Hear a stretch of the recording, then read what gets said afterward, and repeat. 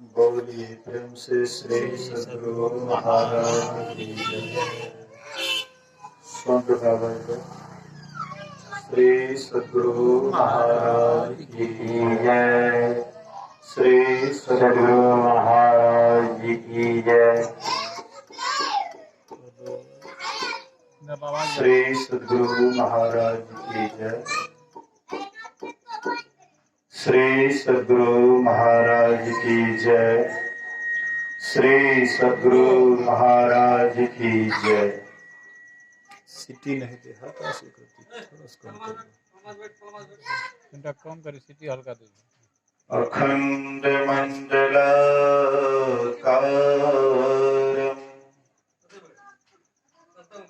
व्याप्तं येन चराचरम् तत्पदं दर्शितं येन तस्मै श्री गुरुवे नमः। धन्य धन्य सतगुरु सुखदा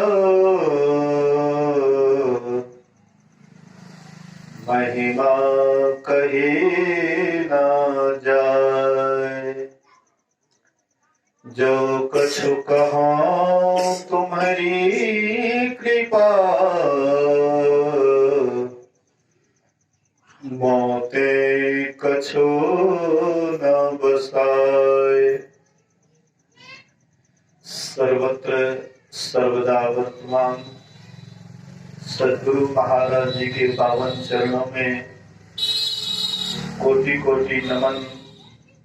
उपस्थित गुरुजन, धर्म प्रेमी सत्संगी बंधुओं, पूजनीय माताओं तथा भक्तिमती बहनों,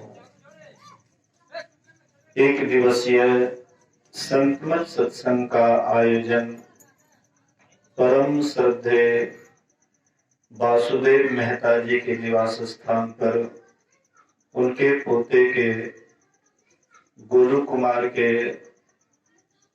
बच्चे के बरही के शुभ अवसर पर यह सत्संग हो रहा है। वासुदेव बाबू और उनके परिवार के लोग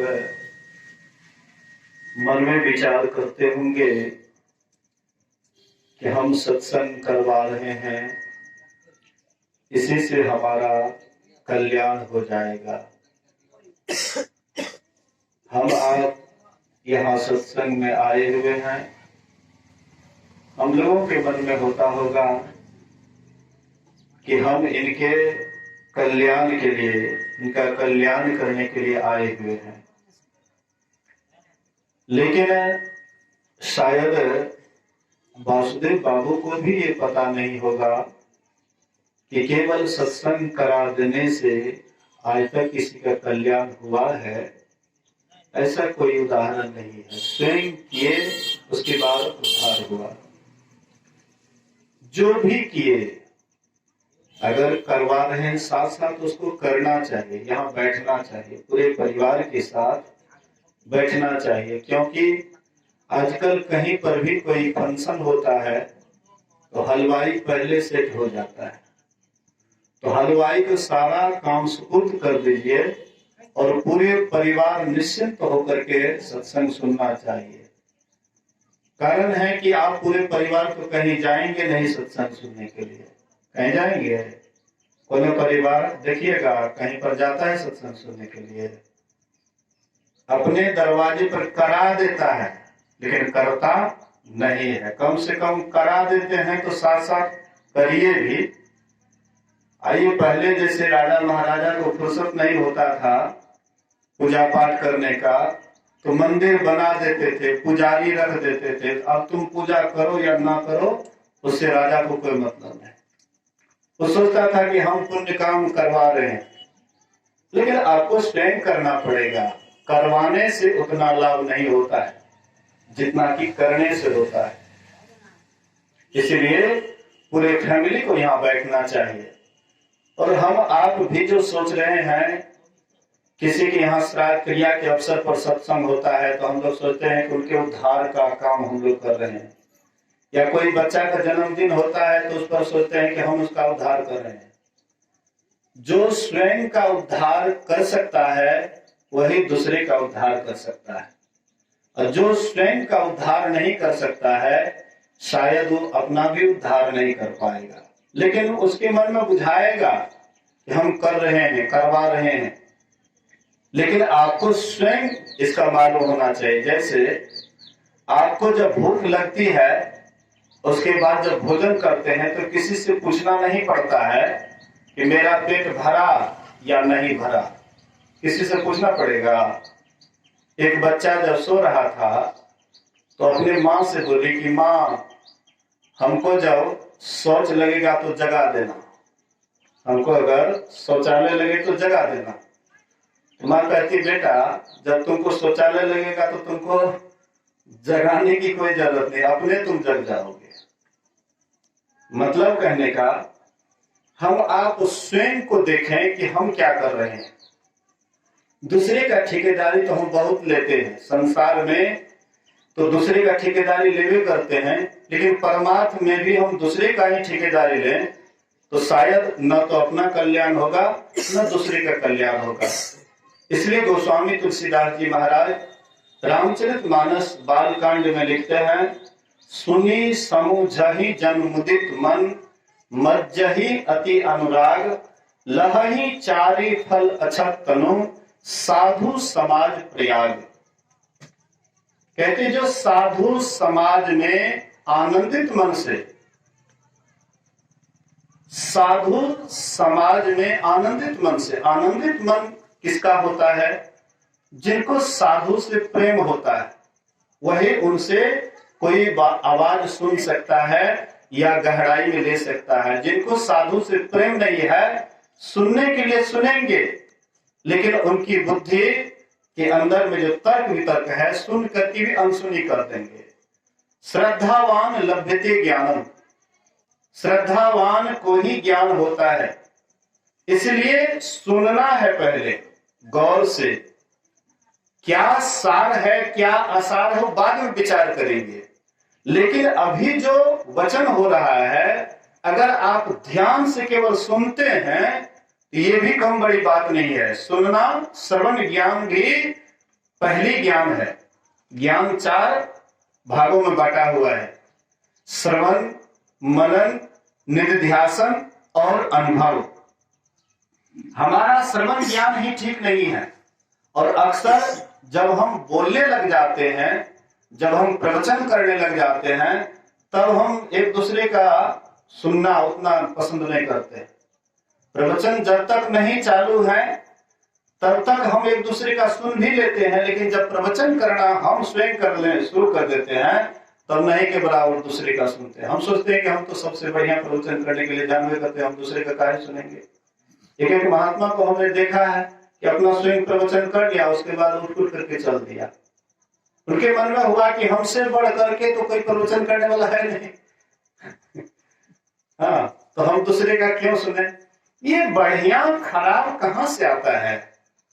ये आपका अहंकार बताता है कि हम बढ़िया बोलते हैं। आप बढ़िया बोलते हैं तो दूसरे आदमी कहेंगे कि हाँ भाई फलाना आदमी बढ़िया बोल। अब बढ़िया बोल ही लेते हैं तो इससे क्या आपका बन जाता है? अब कोई नहीं बोल पाते हैं बढ़िया तो उसका क्या बिगड़ जाता है? उपनिषदकार कहते हैं कि नायमात्मा प्रवचनेन लभ्यो न मेधयान बहुना श्रुतेन यमे वैश विरुणुते तेन लभ्य तस्य आत्मा विरुणुते तनु स्वाम।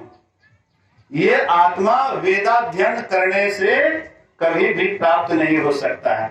न अधिक धारणा शक्ति, खूब सुन लेते हैं या खूब लंबा चौड़ा प्रवचन कर लेते हैं, इससे या परमात्मा को आत्मा को प्राप्त कर लेंगे, कहते नहीं।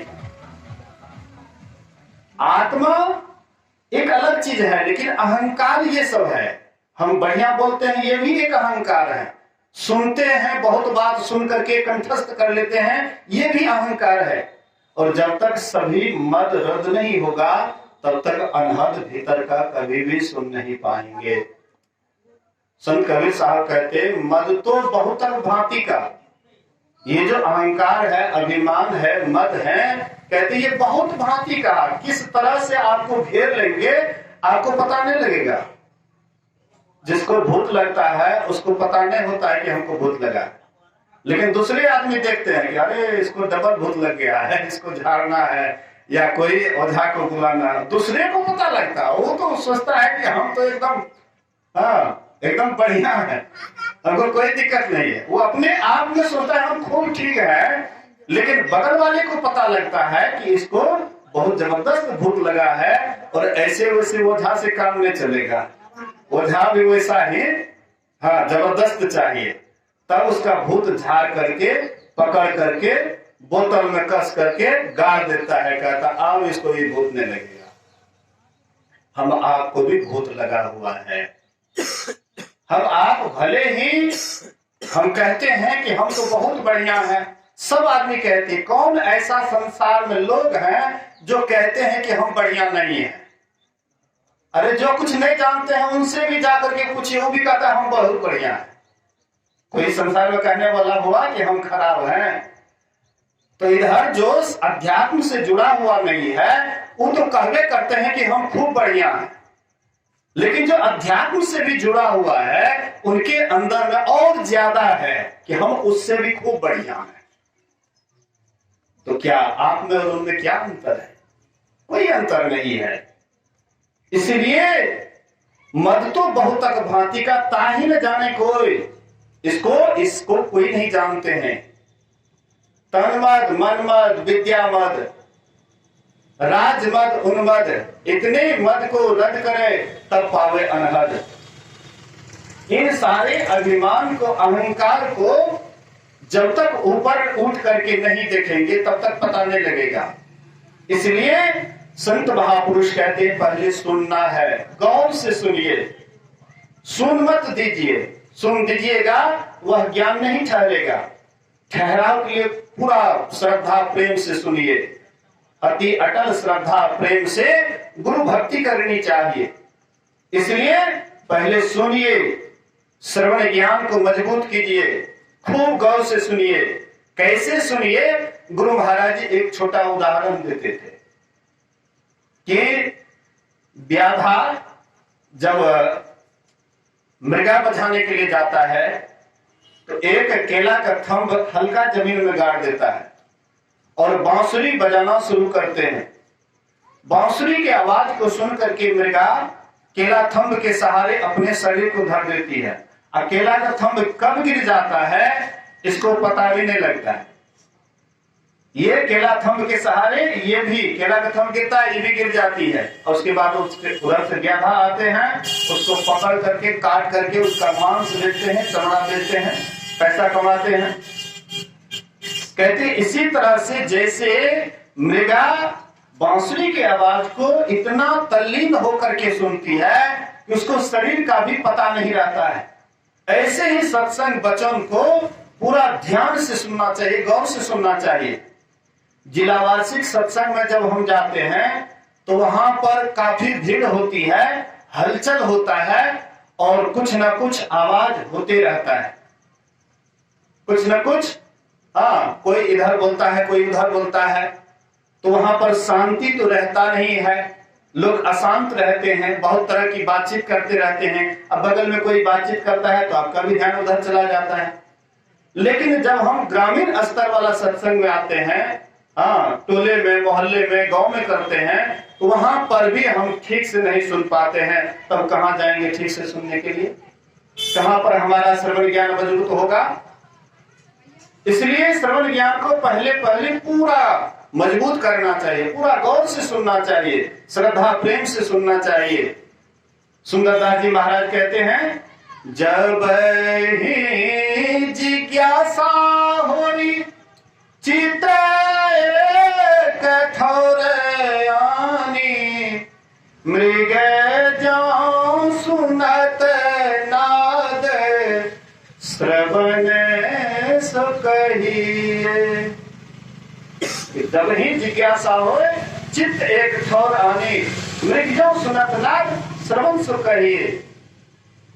गुरु महाराज जी एक बार कुप्पा घाट आश्रम में साप्ताहिक सत्संग में बैठे हुए थे और गुरु महाराज जी के दर्शनार्थ इंजीनियर साहब पूरे परिवार पटना से आए हुए थे कि चलें पूरे परिवार मिल करके गुरु महाराज जी के प्रवचन को सुनना है, सत्संग सुनना है। तो कुप्पा घाट आश्रम में आए। स्तुति विनती के बाद कुछ वक्ता जब प्रवचन कर लिए उसके बाद गुरु महाराज जी के पास माइक आता है तो गुरु महाराज जी धारा प्रवाह प्रवचन करने लगते हैं। उनका 2 बच्चा भी साथ में आया था और वह नदी किनारे चले गया स्नान करने के लिए। तो बड़ा बच्चा किनारे में ही स्नान करता रहा, छोटा बच्चा उतना समझा नहीं बुझा नहीं, चला गया थोड़ा ज्यादा पानी में, पानी के बहाव में बह जाता है। और जैसे पानी के बहाव में बह जाता है तो बड़ा बच्चा था, सोचा कि हम उधर जाएंगे हम भी डूब जाएंगे। तो दौड़ करके गया वह माँ के पास और कहते, माँ छोटा बाबू पानी में डूब गया, छोटा बाबू पानी में डूब गया। तो उसकी माँ, आखिर माँ थी और उधर गुरु महाराज जी का प्रवचन धारा प्रवाह चल रहा है। तो इंजीनियर साहब से कहते हैं कि सुनते हैं जी, छोटा बाबू पानी में डूब गया।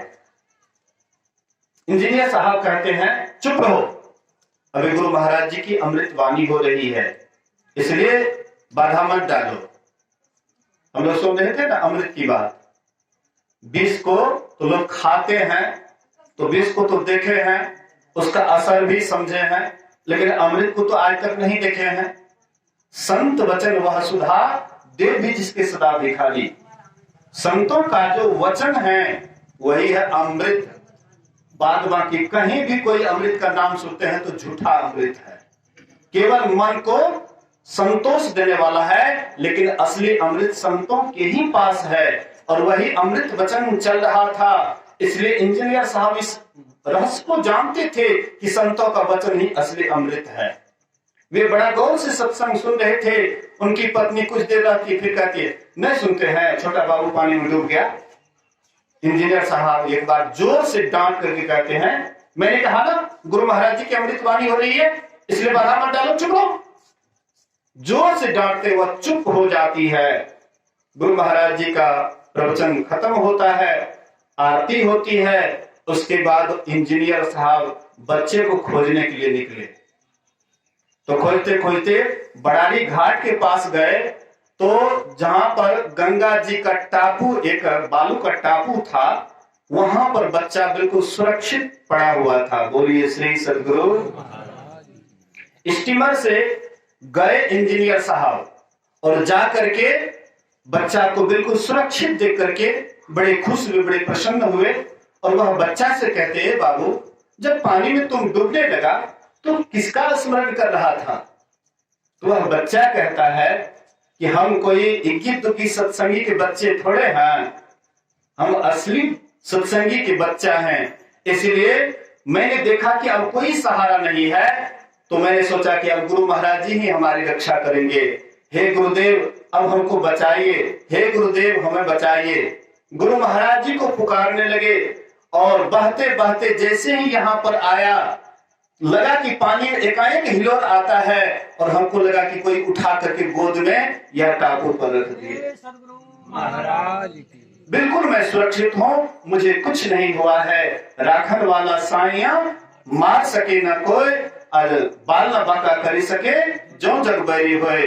परमात्मा से भी बढ़ करके गुरु रक्षक होते हैं, लेकिन हम आप गुरुवे को छोड़ करके परमात्मा की तरफ जाते हैं, ना तो परमात्मा हमारी रक्षा कर पाते हैं। और गुरु कैसे करेंगे जब तक उनके चरण में तन मन धन नहीं देंगे। कहने का मतलब है वह बच्चा बिल्कुल सुरक्षित मिल जाता है और इंजीनियर साहब बड़े खुश हुए। एक बार वेदानंद बाबा कह रहे थे, मानसी के पास में जिला वार्षिक सत्संग चल रहा था और एक ऐसे ही छोटा बच्चा था, बोले कि बाबू तुमको घर में ही रहना है, कहीं इधर उधर नहीं जाना है। हम लोग जा रहे हैं जिला वार्षिक सत्संग में, गुरु महाराज जी इसमें में थे। तो दोनों पति पत्नी मिल करके चले गए सत्संग में।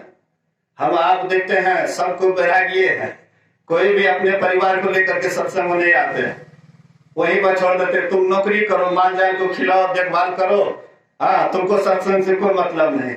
लेकिन दोनों को आना चाहिए, पति पत्नी दोनों को मिल करके आएंगे तो उनके द्वारा पूरा परिवार संभलेगा। आप तो जाएंगे खाली द्वार पर रहेंगे, कोई उपदेश नहीं करेंगे। लेकिन लेडीज आती है तो पूरे बच्चे के अंदर वह संस्कार डालती है, इसलिए दोनों को आना चाहिए। तो कहने का मतलब है दोनों पति पत्नी चले गए जिला वार्षिक सत्संग में, और छोटा बच्चा था घर में। वह बच्चा, बोलिए श्री सद्गुरु, वह बच्चा संजोग से जंगली रास्ता था। अब बच्चा का स्वभाव है, बंदर का स्वभाव, बच्चा का स्वभाव एक जैसे होता है। तो वह बच्चा खेलते खेलते चला गया जंगल की तरफ। रास्ता थोड़ा सा था, दोनों तरफ एकदम घनघोर जंगल था। चला जाता है, उधर से एक विषैला सांप आता है और वह बच्चा को दंश कर लेता है। जैसे बच्चा को दंश करता है तो वह बच्चा तोतली भाषा में, 5-6 वर्ष का था, बोली भी बढ़िया से नहीं निकल रहा था, तोतली भाषा में बच्चा करता है कि हमारे माय बाबू सत्संग करे ले चल गेले तो गुरु महाराज हमरा मले ले जाता है, की बुझे छी तू, हमला काट लेली तो गुरु महाराज मले ले जाता है। मतलब वह बच्चा तोतली भाषा में, गुरु महाराज के प्रति उनको अटल विश्वास था, इसलिए तोतली भाषा में यह बोलते हैं। सांप काट करके कुछ आगे बढ़ गया और फिर वही सांप लौट करके आया, उलट करके फिर वही बच्चा को काटते हैं और जितना भी शरीर में जहर था चूस लेता है और फिर वह सांप लौट गया। उसका माँ बाप आए सत्संग से, सब घटना सुनाते हैं, बच्चा को कुछ भी नहीं हुआ। ये तो उधर की बात है, लेकिन मेरी भी बात सुन लीजिए। लगभग 4 अप्रैल के लगभग की बात है। 12:30 बजे रात को मैं अपने बिछावन पर से उठ रहा था, हमको लगा कि कोई चुट्टी काट रहा है पीछे से। तो जैसे चुट्टी काट रहा है तो हड़बड़ा करके जो खड़ा हुए तो लगभग 1-1.25 हाथ का जहरीला सांप नीचे में गिर करके ऐसे ऐसे उधर चला गया। तो मैं गुलाबदास जो जड़ी बूटी के है उसको फोन किए, ऐसी ऐसी बात है, बोले कि ऐसे कीजिए वैसे कीजिए, ऐसे कीजिए वैसे कीजिए, बहुत बार, लेकिन कोई असर नहीं पड़ा, बिल्कुल सुरक्षित, किसी प्रकार का भी कोई दिक्कत नहीं हुआ। जो थोड़ा सा भी गुरु के प्रति आस्था और विश्वास रखते हैं उनका काल भी दाल नहीं गला सकता है। दूसरे की बात तो छोड़ दीजिए, काल भी उसका दाल नहीं गलेगा। मैं ये नहीं कहता हूं कि जो गुरु भक्त है वो अमर हो जाएंगे, उनकी मृत्यु नहीं होगी, मैं ये बात नहीं कह रहा हूं। लेकिन अगर गुरु के चरण शरण में आप तन मन धन वार देंगे, गुरु आपकी कवच हो जाएंगे, सुरक्षा कवच। जैसे कर्ण के पास में जब तक सुरक्षा कवच रहा तब तक अर्जुन उसको नहीं मार सका, वैसे ही गुरु क्या है, कवच है। और कवच के अंदर हम आप क्या हैं, कैसे रहेंगे, तो यही सत्संग ध्यान ही असली कवच है। इनको पकड़ करके रहिए, इहलोक और परलोक दोनों जीवन सुखमय होगा।